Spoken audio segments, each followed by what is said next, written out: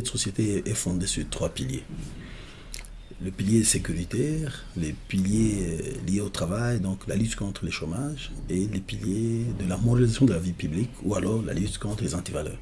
Et lorsque nous nous abordons la question de sécurité, notre perception, notre conception n'est pas seulement fondée sur les incidents sécuritaires physiques, décrépitement d'armes, les questions d'accès à l'électricité, la question de la gratuité de l'école primaire, qui est consacrée par la Constitution et qui n'a jamais été effective. La question des tracasseries fiscales. Aujourd'hui, vous avez une petite entreprise, vous subissez des taxes inacceptables. Il y a des familles qui ne savent plus. Par exemple, couvrir les factures de soins médicaux. D'abord, avant de bénéficier de services médicaux, il faut avoir déposé une caution. Au-delà de ça, si vous n'avez pas réussi à payer la facture, vous êtes séquestré, alors que les mutuelles de santé, sous d'autres issues, ont résolu le problème. Dans ces pays, il y a par exemple des étudiants qui n'ont jamais accédé à leur diplôme. Tout le monde s'est satisfait avec des attestations de réussite.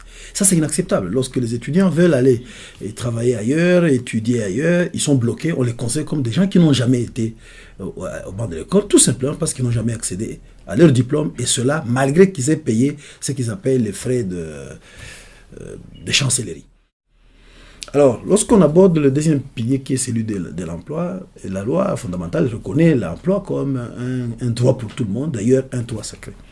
Mais il s'est fait malheureusement que l'accès à l'emploi est devenu très très verrouillé par beaucoup d'antivaleurs et des pratiques inacceptables. Prenons le cas où on exige aux jeunes qui terminent les études d'avoir des expériences professionnelles. Comment quelqu'un qui a investi 6 ans de l'école primaire, 6 ans de l'école secondaire, et en plus, une moyenne de 5 ans à l'université, donc 17 ans durant, on lui demande encore d'avoir une expérience professionnelle. Donc, tout ça montre qu'on ne veut pas donner la possibilité aux jeunes d'avoir de l'emploi. Il y a aussi les questions d'exigence des langues étrangères. Par exemple, aujourd'hui, ça devient commun que l'on exige à tout le monde, avant d'accéder à l'emploi, d'avoir une connaissance en anglais. Alors que l'anglais n'est une langue nationale, n'est une langue officielle. Et donc, c'est une manière d'empêcher aux jeunes d'accéder aux emplois.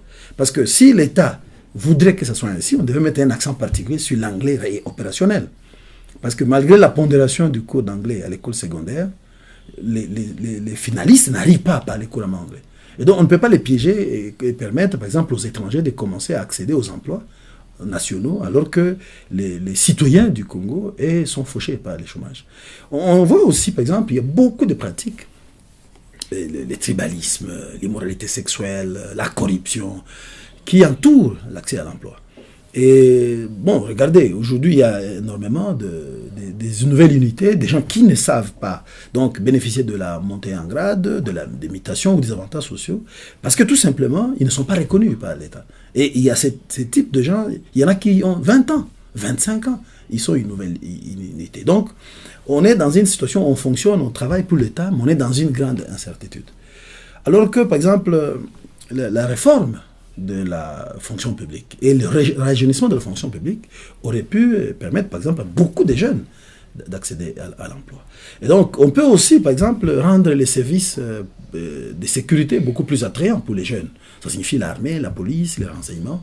Si, par exemple, c'est pour ça que nous nous battons, que nous militons, par exemple, pour la gratuité des soins médicaux, la gratuité de l'éducation, et la gratuité de l'alimentation pour les soldats, les policiers, les renseignements, ainsi que leurs dépendants.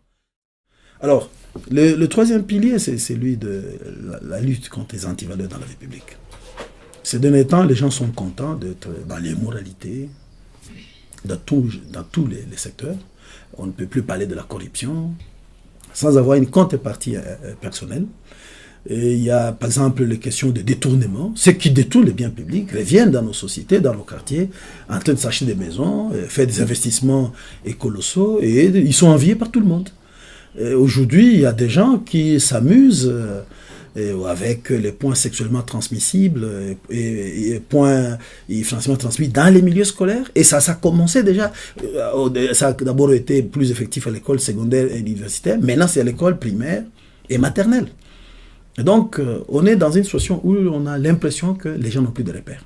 L'impunité a élu domicile, et donc nous devons travailler sur la mise en œuvre de lois qui recadrent la question de l'immoralité dans la vie publique. Qu'est-ce qui peut justifier que les gens peuvent s'enivrer du matin au soir à ciel ouvert et ils ne sont pas gênés.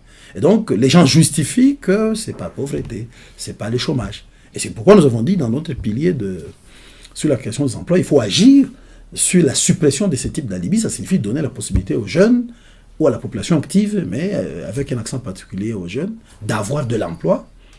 Ça signifie, lorsqu'ils ont la possibilité de travailler, on ne va plus expliquer qu'on peut être en train de prendre des boissons fortement alcoolisées du matin au soir. Et il faut mettre en place des mesures qui encadrent et qui répriment tous les extravagants. Et donc, nous sommes dans une situation où, et c'est ce que nous avons toujours l'habitude de dire, qu'un député qui s'est fait élire dans un contexte de corruption, dans un contexte d'achat de conscience, dans un contexte où il fait ce qu'il ne doit pas faire, mais qui lui demande de dépenser de l'argent, au terme de sa campagne, s'il a accumulé, par exemple, une dette de 300-400 000, pourquoi pas 1 million, parce qu'il y a eu même des gens qui sont allés jusqu'à 1 million de dollars, 1 600 000 dollars pendant 3 mois, alors que leurs émoluments, s'ils sont députés provinciaux, ça ne peut pas dépasser 270 000 dollars pour 5 ans.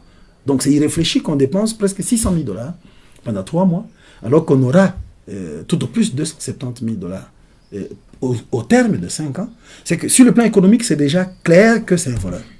Et donc tous ces députés qui dépensent l'argent comme ça, ils ne peuvent pas s'occuper des questions fondamentales, à traquer l'insécurité, à traquer le chômage et à traquer les immoralités. D'ailleurs, peut-être qu'ils se retrouvent mieux déjà dans cette manière de faire. Et c'est pourquoi nous demandons aux citoyens de se concentrer sur d'abord la compréhension du rôle des députés. Parce que lorsqu'on cherche à être député, nous l'avons déjà dit, ça signifie qu'on a choisi d'être serviteur et servir sa nation. Et ça signifie qu'on l'essaie de différentes manières, mais surtout pas dans la corruption.